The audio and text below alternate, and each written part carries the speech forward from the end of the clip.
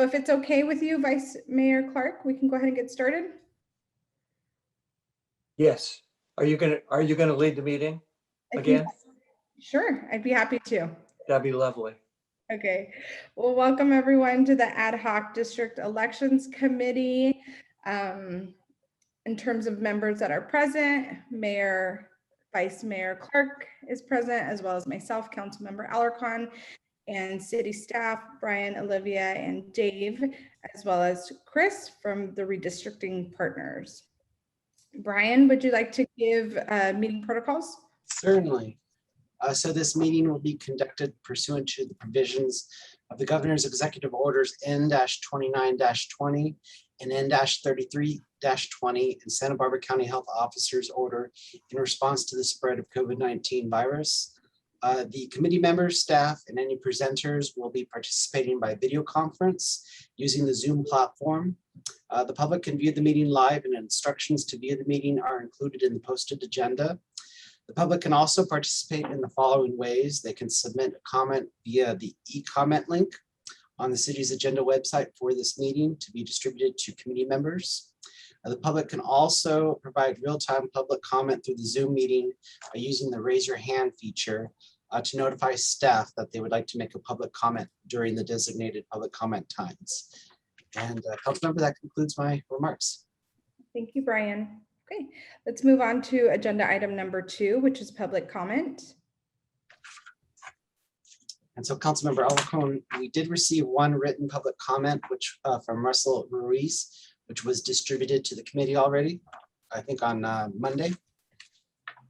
Okay, thank you. And item number 3, which is approval of meeting minutes of July 13th, 2021. Would you like to motion? Yeah, I'd like to ask a question on the minutes. I believe in the part related to deciding that which districts are coming up first or whatever that is recalled, that we discussed that, but there's no indication in the minutes of what the timing of that would be. And I think there might have been some discussion about that, but maybe I'm wrong. Anyway, it's something I'd like to have a sense of how that works. What's the timing of the council deciding, which districts are which districts are coming up in 2022? So the number of districts should be however many current council members are up for re-election in 22, but then to decide on which districts in the eventual map, most agencies that we're working with, they're like for this redistricting process, because it's under CVRA, we do the 5 hearing structure. So that last hearing, when you do an up or down vote on the final lines, it would be in 2 steps. First, you'd pass the map, which with a numbering scheme, and then the second vote would be ordering those districts each into election order. Okay. So that makes sense. Okay, that's usually how we do it. You could do it in one motion, but usually it's better to kind of decide on the lines and then have a discussion with staff and with us about, okay, well, where are all the council members, and can we align these districts to their elections? Yeah. Okay, very good. That answers my question. Thank you. Sure. Okay, so I move to approve the minutes. I will second that. Okay, so let's move on to item number 4, which is to discuss. I'm sorry, Councilmember Alarcon. We do have a public comment. Somebody raised their hand, Mr. Shaw. So give me 1 second here. Let's see. There he goes. Okay, Fred. Oh, Fred, you're muted. Am I okay now? There we go. We can hear you. great. Okay, quick question. Going back to Vice Mayor Clark's question. When we design the lines and draw the lines, is that at the point that we determine, let's determine 2 council seats are up at the same time and the people are both within the same district? How are we going to handle that? Just a question. So there's a couple different ways you can go about it. If 2 current council members get drawn into the same district, the majority of the council can kind of decide what order that district would come up in. No matter what the choice, there wouldn't be enough districts, right, for both of them to run. So at the end of the day, you could have two current council members in the new map structure, either in 22 or 24, running against each other to fill a new city council district seat. Or one could choose to retire, not run for re-election, or one could choose to move into one of the new districts. I mean, there's numerous ways, but when you move into districts, this is one of the things that can happen through the process. Okay, thank you. No problem. Okay. If there isn't any more public comment, we can move over to item number 3.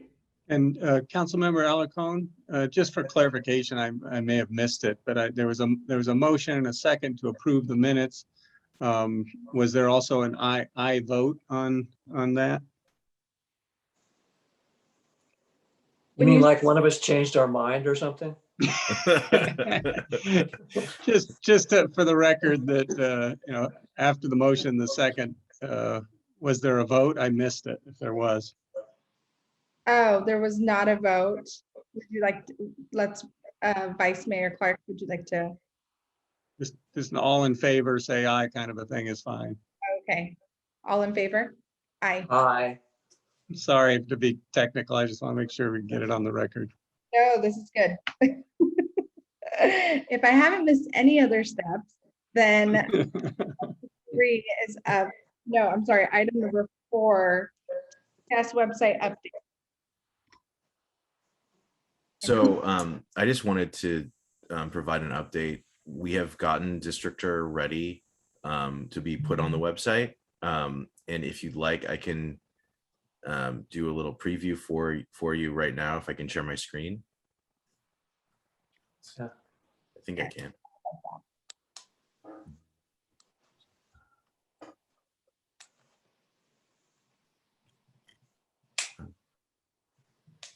Sorry. Let me find it. I thought I had it up. That's here. Okay. Now I'm ready. Sorry. It was hidden. So this is currently Districtor. It's you go to districtr.org/event/Carpinteria and come to this page. And it has a very simple explanation. And if you click on this Carpinteria Identified Community built out of blocks, you're taken to this page, which shows an outline of the city. And basically you can click the plus and minus to get, move in, move out of the city, zoom in and zoom out. Using the hand tool, you can move the map around. And this is built for the community of interest testimony. So it's built to basically draw your community. So you can click on this paintbrush tool. And let's say you wanted to submit kind of like this part, the coastal part of Carpinteria, as a community of interest. You could just basically scroll through, and I went a little bit too far, so I'm going to use the eraser to erase the edges that I didn't want to include.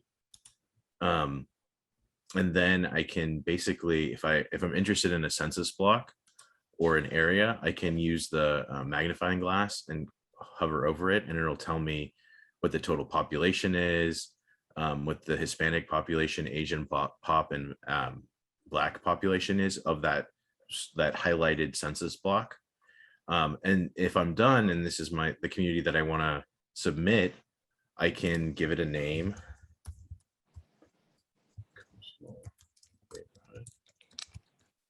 Provide a description, and you click on save. And when I click save on this map, basically it will end up in this public gallery section with a little thumbnail and a description of the title I gave it, and a number, so we can keep track. And then anyone in the public, if they go to this page, will see all the public submissions on one page, and they can click into them individually to see what my community is, what Vice Mayor Clark's community is, what Councilmember Alarcon's community, or whomever, right? Submit it.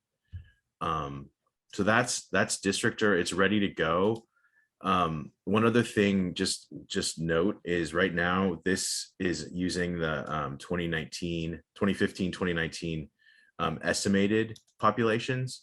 And our plan is, once we get the final data set from the statewide database with the prisoner reallocated data, we'll convert it to the 2020 census populations. And at that point, also turn on another button.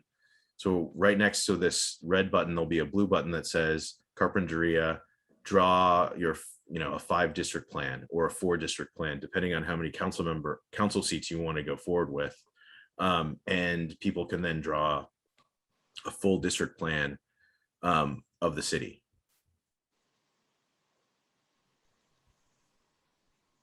And Chris, appreciate you sharing this, and maybe the council members have questions about this and other information that we're going to load onto the new website, and talk about timing of when we're going to roll that out.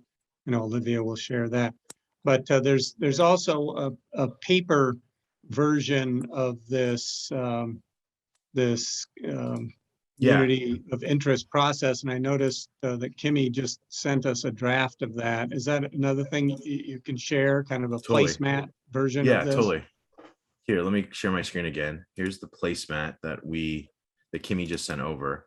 And so the idea is that for those that want to use the Districtr and the tech tool to draw maps, they have that ability. But if they want to just use an old-fashioned piece of paper with a pen and a pencil, they can use this map that we have here. Let me see. Let me zoom in a little bit. So basically, this is something you could put on the website. You could have maybe at City Hall. You could distribute at community meetings if you wanted to. And there's a simple instructions, a lot like what's on the front page of Districtr. And then an ability to provide a name for your community, provide a little bit of contact information if you want to get maybe more information as the redistricting process goes forward with the city, and then a description of your community. And a lot like with Districtr, let's see, it's not letting me scroll here. Let me just do it. You can, we zoom in, you can see like the street names on the map. And then on page 2, what we've done is we've colored the neighborhood lines that we have. So we've got Canalino, Old Town, Downtown, Concha Loma, and then the Northeast and the Bluffs. So people could also just maybe trace their neighborhood and say, I live in the Bluffs neighborhood. I want to make sure that that's in one council district, or trace Bluffs and Concha Loma and say these two neighborhoods should be kept together in a council district, and maybe a short description of why, right? Like they have similar coastal issues, and should have one voice on the council. So we just got this to you today, so I know you'll probably want to print it out, look at it, and see if there's any changes you want in the instructions, or if there's any edits you'd like of the neighborhood lines. These are built off the blocks, off the 2020 Tiger line, so the census geography that we have to use. So sometimes what we find with cities is like zooming in here on this area between Old Town. So this like strange part like of Old Town going in, this is a census, this is the census block geography. So it runs along this narrow band. And so what we try to do with neighborhood lines is always put the edge to the census block so that people understand what it's going to look like when we put it on a map, so that there's not a lot of questions about, well, why do you have this strange shape? Well, that's the census geography that we're kind of stuck with, because that's the lowest, the census block, the lowest form of geography that we have with population. So I got a question about that, if I may. Of course. So the little finger you were just pointing out, the little This light right little here. finger, yeah. Yeah. So it looks like, you know, there's people that live in that little blue thing, and they're across the street from their neighbors who are in the other district. So I mean, you shouldn't be really putting them in a different district because they all live in that neighborhood. But it appears that if the street is the dividing line, you're gonna have residences over there. And I'm just Right. using that as an example. I haven't looked at the rest of the map, of course. but- Yeah, and I would have to look like in our mapping tool to figure out where this census block stops, right? And like what its boundary is. And sometimes cities and agencies are like, look, the neighborhood lines aren't perfect, and we really want to make sure that both sides of this street are in one district. So we're gonna break the neighborhood line, and we're gonna include this part, this smaller, I guess, southern portion of Midtown or Old Town, excuse me, in with Cochamilas, Concha, Loma, so that both sides of the street are in the same district. And that's something that we can talk through as we go. So, and then here's another question, more generally. Yeah. Is it more important to recognize these census districts or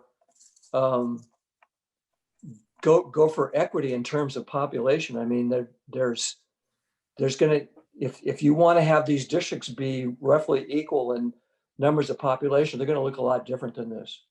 Yeah. So what we always go back to is there's kind of like a hierarchy of criteria, right? Like, and the number one criteria is equal population, but the courts have given us leeway when we're balancing districts, that we can have the largest to the smallest district. We can have a total deviation of 10%.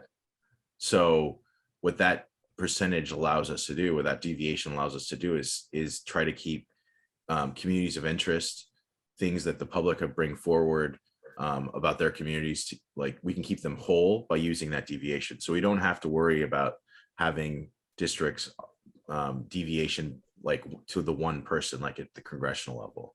We can have like, you know, a district that has 1,000 people in it and a district that has 1,200 people in it, as long as that the difference between them isn't more than 10%. Does that make sense?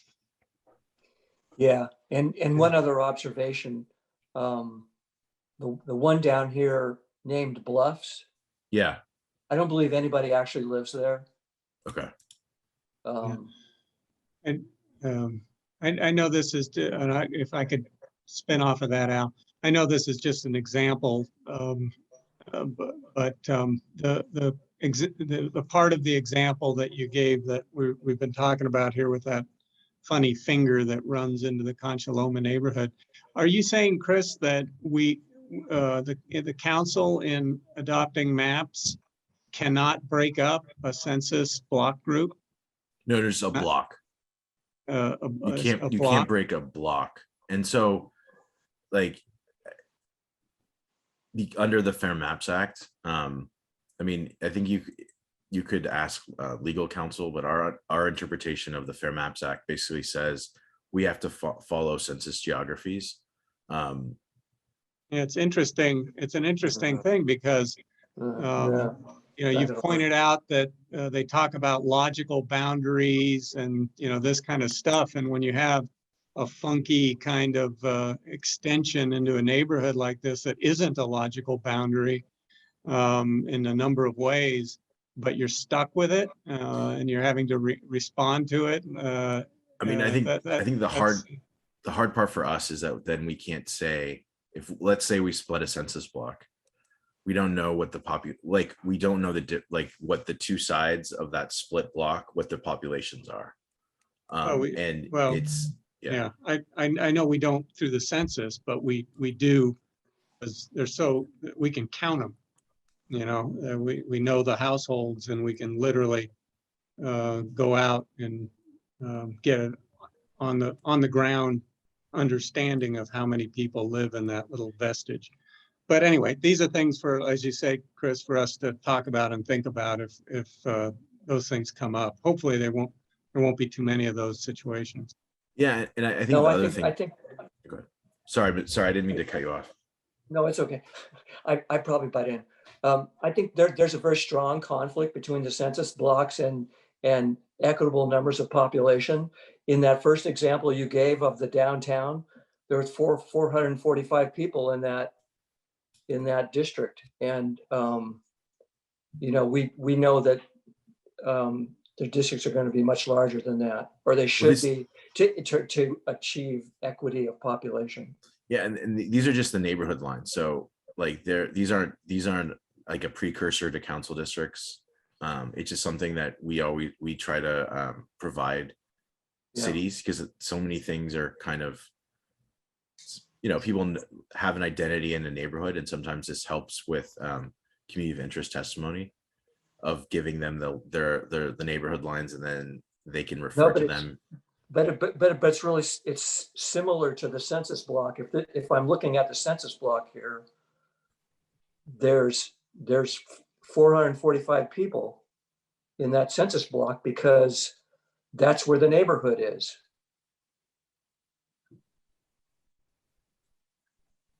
Yeah, I think you're right, Al. These, in order to get populations within districts that make sense, you know, the maps will look different than this particular neighborhood map. But that's what the process is for. Hey, Chris, I do have some suggestions about this map as we going back to kind of just the format of a placemat kind of a thing. For the online version of this, if somebody wants to, you know, kind of do what you've done and just kind of draw on it, and you can blow up sections, that's fine. But if somebody is using this in a way of just sending it to the printer and printing off, you know, a legal or an 11 by 17 sheet, the street names are going to be too small to read. So if there's a way you guys can increase the font size on the street names for this placemat version, I think that will help, because, you know, people like me that look at these maps all the time know what the streets are, but other folks really won't. And I think as we increase, I think one of the reasons they're so small is so that pretty much every street is labeled. As we increase font size, you probably will lose some of the smaller streets because they just won't fit on the page or fit on the space allotted. But the major streets would continue to be labeled. Right. Yeah, and you can see that's already happening even at this size. Yeah. There's some of these streets that there's no room for names. Yeah. Chris, I have a couple of questions. One is, what is this size supposed to be? Is this supposed to be an 8.5 by 11 or an 11 by 17? I think this is 11 by 17. Okay. And then is there going to be a way to overlay some of the like school boundaries or land use maps so that, you know, if I look at it and I want to draw a map, I can kind of see how those relate to one another in addition to the neighborhoods? I would say that we can add that to Districtor. We can add additional layers that you request. But adding more than like the neighborhood layer, like I don't think you'd want to see the school zones overlaid on top of the neighborhood lines. And what we find is that streets and neighborhoods are pretty much what 95% of the population requests on the paper maps. So that's usually suffices. If you really need another version of the city with another overlay, we can work with you on that. Okay, thank you. Sure. Yeah, can I make another observation? Yes. Thanks. It just seems to me that the districtor thing on the website is going to be so much better for getting equitable district boundaries. If I'm just drawing on a placemat, I'm gonna, probably follow something like this, and it's gonna be off. Well, the other thing we'll do is once we'll update your placemats once we get the final census data, and we'll actually create like little squares Yeah, with population. And it's like you can get out your calculator. We will tell you the ideal population for each district, and Yeah. then if we ever meet in person, we would have these in like laminated for you. Bring dry erase pens, and have like a drawing party. We've done that in That's Davis cool. and other cities pre-COVID, where then what's fun is you can balance all the districts, you can show them to us, we take a picture of them, and then we digitize them and put them up on the website so that no matter what way you draw a map, if it's paper or whatever, they're all treated the same on the website. Yeah, nice. Okay. Can you say what that how to get to the districtor Yes. is? I think it's districtor.org Here, / carpentry or something. it's /event / carpinteria, but I'll put it, I think I can put it in the chat. No, I'll email it to you after this meeting, so you guys Thank can you. have that link. Yeah, thank you. Well, this mapping stuff is obviously, the heart and soul of the website. But there's other information. We've sent a whole bunch of content, background information. We're anticipating, Chris, we've talked internally about an FAQ and adding an FAQ to the website, and have worked up some questions along those lines. And our website designer is working in earnest. And Olivia, what is his timeline on getting it rolled out? So he's got the website wireframed, and he's putting in on the back end all of the historical information. So the videos, the PDFs of all the notes that we've had, of the meetings that we've had. And he thinks he can have it ready to go live by September 3rd or the 6th, which is like that Friday / Monday. And that means that for us on our end, we need to provide him content to fill in the rest of the sections, which includes like an about section, how to reach us, etc. And so we'll be working on our end to get him that so that he can populate it and have it ready for a launch by September 3rd or 6th. That's kind of our goal, what we're looking at. Great, thanks, Olivia. Is there anything else we want to cover on the website stuff? Anything, Chris, that we should be going over? And of course, Council Member Alarcon, Vice Mayor Clark. I think your outline on what to include is spot on with the Fair Maps Act to be in compliance. I think the one thing that hasn't been mentioned is just links back to the meetings. And technically, because you're under CVRA, the Fair Maps Act doesn't cover you because it's only for districted cities and counties. So I don't think you have to technically comply with it, but I think it's a best practice, and like you're 90% there, so you might as well check the box and just be in full compliance. Yeah, we definitely want to do that. Good.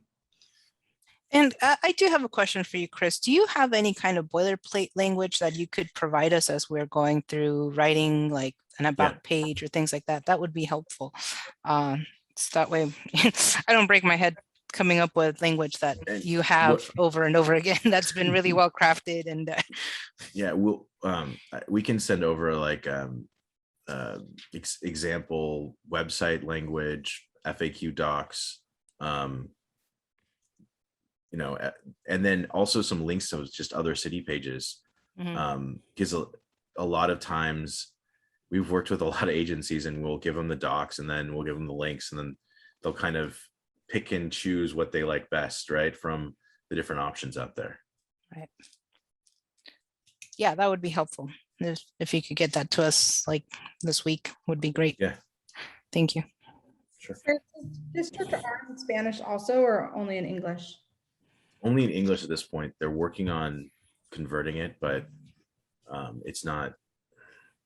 We've been pushing for it, and it's taking longer than we expected. I apologize for that. Can we get the maps in Spanish? Yeah. The placemat, yeah, we can translate. Okay, thank you. And of course, just to make clear, our website, just like our regular website, is easily toggleable between English and Spanish. You know, and one more question, Chris, with your experience with District R, do you get a lot of community involvement? Are a lot of maps created by the community? I mean, it really depends. We just got the city of LA's up on Friday, and they already have like over 50 submissions. I know that's a different size city, but well, I'm trying to think of like Redwood City. We just got up a little while ago. It's around 70,000 people. I think they have 4 or 5 map submissions. It kind of depends. And I think one of the things about your process, because you guys have until March to get, I think, to the end, basically, you have a lot of time. So ideally, as we go through it, like this first period of community of interest testimony, we'd get a lot of maps about specific smaller communities.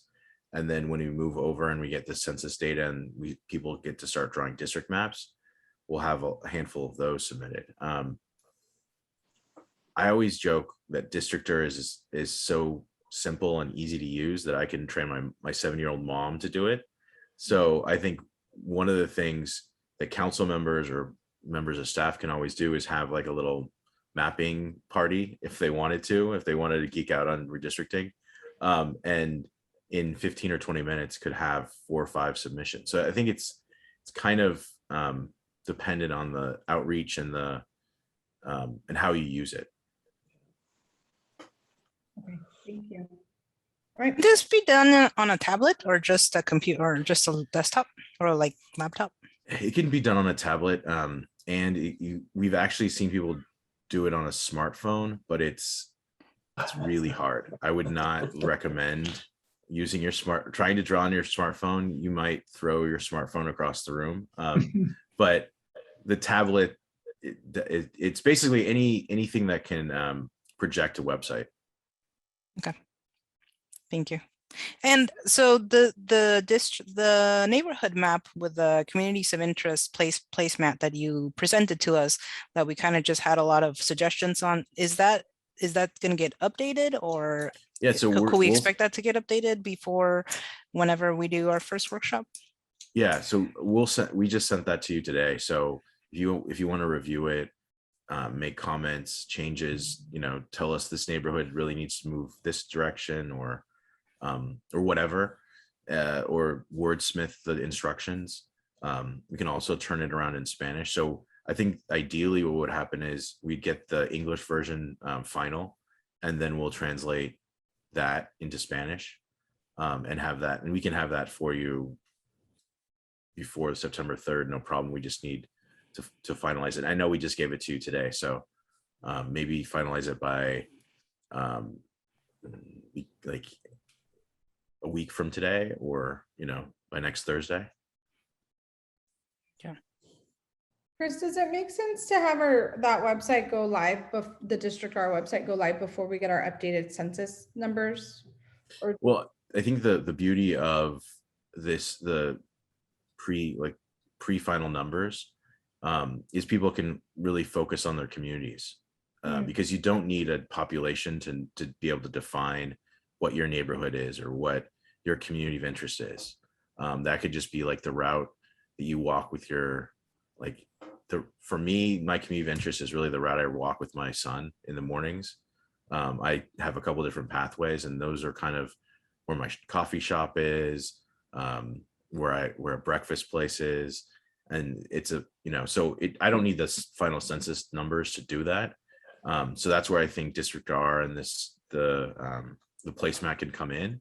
And then once we get the census numbers, we can update both tools, and people can start drawing district lines too. Okay, thank you. Any other questions regarding the website updates? Do we have any public comment for that section? We do, from Gail Marshall. So let me allow her to talk. Gail? Yeah, Okay, you can go. okay, yeah, just a quick question that I don't recall if you've already answered this, but when do we expect to get the final census numbers? Is that this year? Yes, so the legacy data came out from the census on August 12th. And now in California, both cities and counties have to use the prisoner reallocated census data set that will come out from the statewide database. The statewide database has announced that they'll have that out by September 20th. So about a little less than a month from now, we'll have those final numbers. Oh, great. Okay, thank you for Yeah. that. I appreciate it. No problem. All right, okay. And that is it for public comment. Okay. All right, thank you. So it sounds like there weren't any action items tied to that, other than it sounds like city staff have it planned to launch the 3rd or the 6th or first week of September. Okay, so let's go on to agenda item number 5, which is to discuss and recommend a schedule of public community workshops and timeline outline the format of the first meeting. So I'm happy to talk about that. I was thinking, and this is just kind of a presentation on some big picture thoughts that I've had, and then we can talk about the details and get recommendations from you as to whether or not it sounds good or you'd like to move in a different direction. But I was thinking that a good time for the first workshop would be the first week of September, for the week of September 20th. So that would give the website about 2 weeks to be live, and it would give us those same 2 weeks to really push the advertising of the first workshop. And that the goal of that first workshop would be to explain the process of district elections, give an overview of the process and timeline, present the tools and website, and focus on explaining communities of interest and getting feedback on communities of interest. And I have spoken with Leah, our communications consultant, and in terms of timeline, she thought 2 weeks was good. She thought anything more than 2 weeks in terms of focusing a campaign on trying to get people there, you're really not going to get that much more attendance because it's kind of people's attention span, so to speak. So we were thinking maybe running ads in the Coastal View, in the Current, our online newsletter, on social media, flyers in different businesses in town. And for something maybe a little more long-term, we were thinking of doing videos for this or future workshops, and a postcard or mailer with website information. So this is just kind of a preliminary thought, and so I wanted to see what you think and go from there. Would you mind going over the objectives again of the first meeting or of the first workshop? Yeah, so the goal for the first meeting would be to and for this whole outreach would be to explain that district elections are happening in Carpinteria, give an overview of the process and the timeline, present the website and mapping tools, focus on explaining communities of interest. So that's mapping these neighborhoods, which is not the same thing as mapping the districts. It's just understanding what are your neighborhoods and what are your communities of interest, and getting feedback on those, which is what we can do before the maps are updated with the census data that's released. And are you planning on, or is the city planning on doing it in person, virtual? That's a good question. It's up to you. It's up to the committee what you would like to do. I think it would be good maybe to have a hybrid out, maybe if we can do it outdoors, but it's up to what this committee decides. Legally, we have to be able to videotape any workshop that takes place.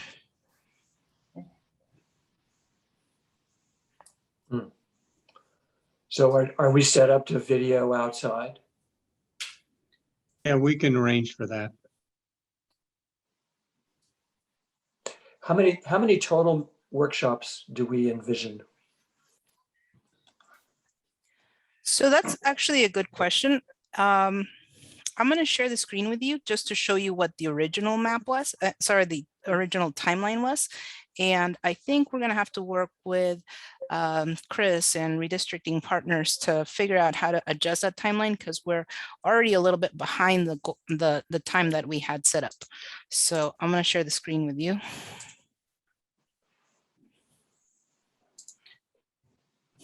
No, what screen?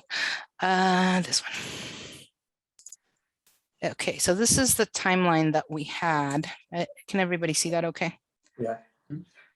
So we had originally this July 2021 website public mapping options launched, public outreach to publicize process and initial meeting dates.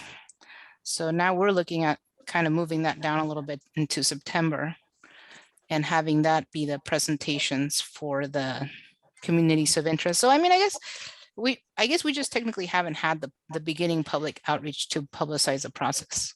We've just kind of compressed that into, Yeah. I mean, obviously we've done a little bit of combining it. outreach. We're Yeah. combining July and September and September. Yeah, that's right. Right. And I think like the structure, right, is like having the first meeting in September, then is coming back maybe in October, November, and then having the mapping hearings in January, February, and finalizing in March will work. I actually have, I can send you a updated timeline if you'd like. Yeah, that would be very helpful for us. And would that make sense to do the September, like I don't know, you were saying the week of the 20th? I think that would work for us. I don't know what day of the week, if it would be Monday, Tuesday, which day in that week. And then have another one in October, or we could do one in early November. Like, I think because you have so much time, with a March conclusion, we can kind of tailor pick it to what works best for your calendar. Because I know you guys have lots of stuff on your city council meetings. Just a minute.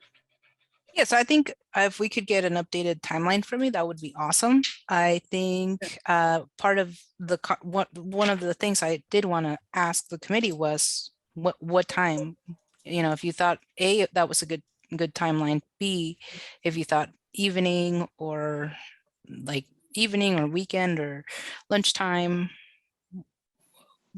Yeah.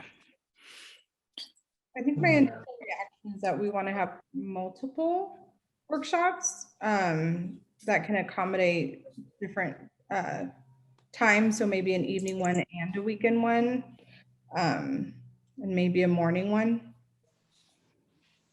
So I guess one thing to keep in mind is that under CVRA, each of the 5 hearings have to be before your full city council.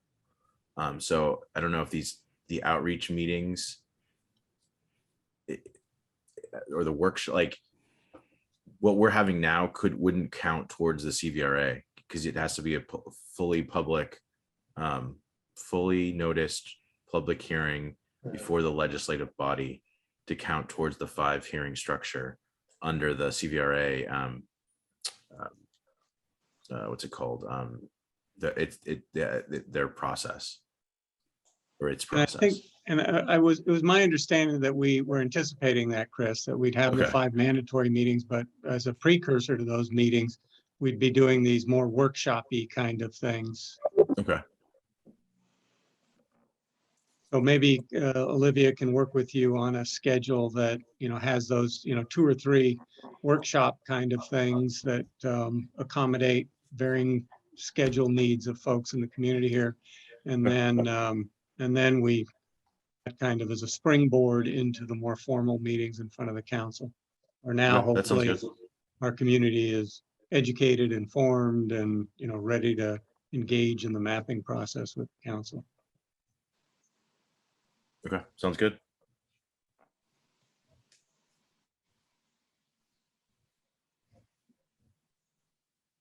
Also with the workshop, Olivia, do you, and this might be too much, I don't know how long you're planning on having each workshop be. Is it too much to invite community members to bring their tablets or their computer? Or would that be an I inappropriate? think that would be perfect. I think the goal is to get them to a point where they are familiar, engaged, first of all, engaged, and second of all, familiar, so that they feel like we're there to help them should they want to create maps or anything. And so, yeah, my thought was this would be like the very first of multiple workshops. This is one's geared kind of towards the community of interest and towards learning the process. But yeah, I think that I envision that would be part of it, would be kind of working with them either on maps or on computers, if they want to bring their computer or their laptop, or tablet.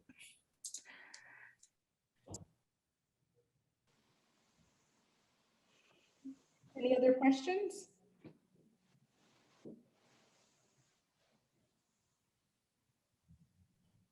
Okay, doesn't look like there are. It looks like we're on board with your overall plan, Olivia. All right. And just so I know, did you have a preference on date of the September 20th week, or like evening, or? I'll just note that we'll have to check the schedule. If we're going to have it like out in the side courtyard here at City Hall or council chamber or whatever, outdoor would be nice, of course. And if we'll want to check the schedule for council chamber use. That's a third Monday, so Monday should be available, but I'm not sure about the other days of the week. Okay, any public comment on agenda item number 5, which is the workshops? Yes, from Gail Marshall.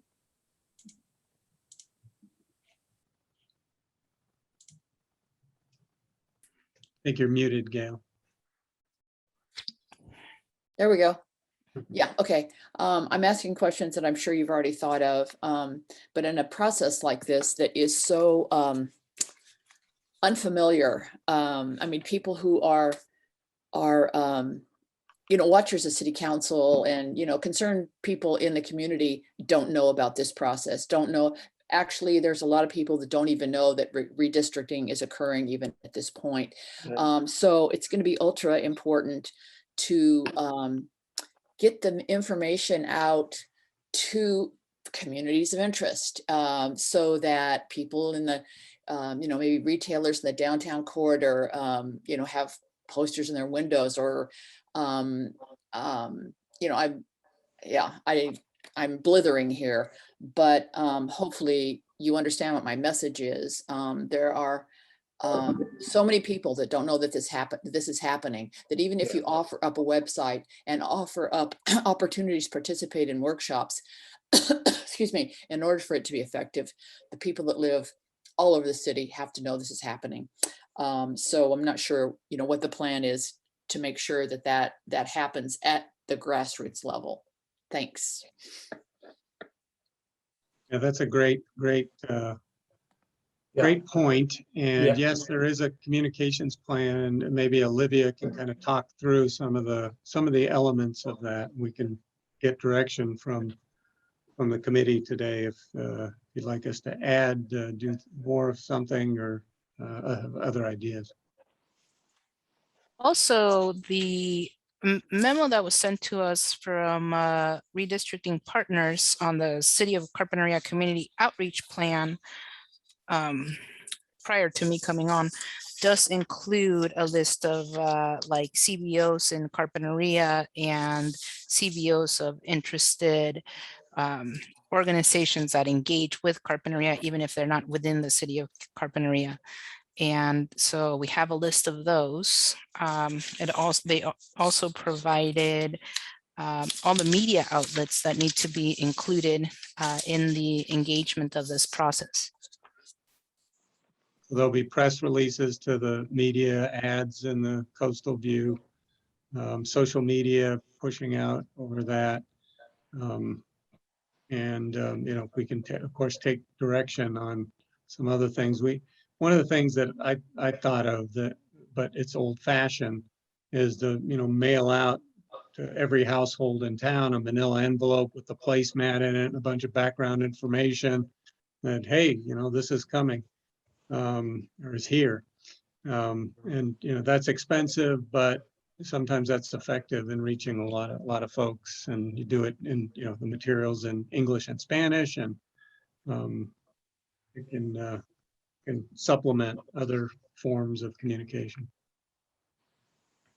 I thought I had at some point was, kind of engaging students and thereby their parents, and sending like in the Friday folder, like just a blank map and saying, what's your neighborhood, and seeing what the kids with their parents come up with. So I think there's a lot of opportunities.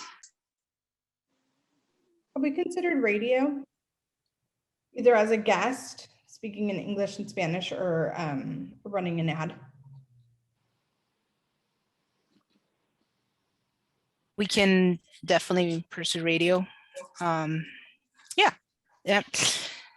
So I say yes right away, but at the same time, I don't know that we have any radio that's local, and I don't know how to differentiate or how to emphasize that this is for Carpinteria when there's districting and redistricting occurring in both different cities and at different districts, and at the county level and state level at the same time.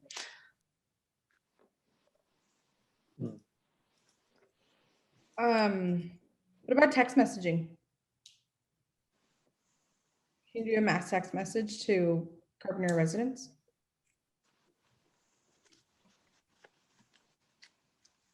I think we could. I think there's ways to do that commercially, so to speak. We don't have a list of just like a text messaging group. We usually, when we do text message, it's through the county for emergencies. Well, I just think of with campaigns, right? I mean, I'm sure everyone gets text messages about candidates that are running or campaigns that are happening. So that might be an option. Yeah, they can definitely look into that.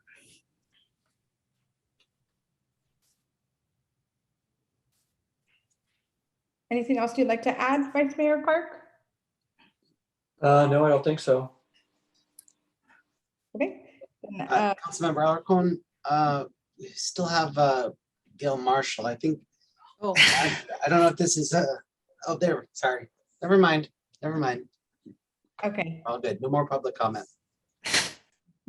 All right. Okay, so we can move on to agenda item number 6, which is scheduling the next meeting.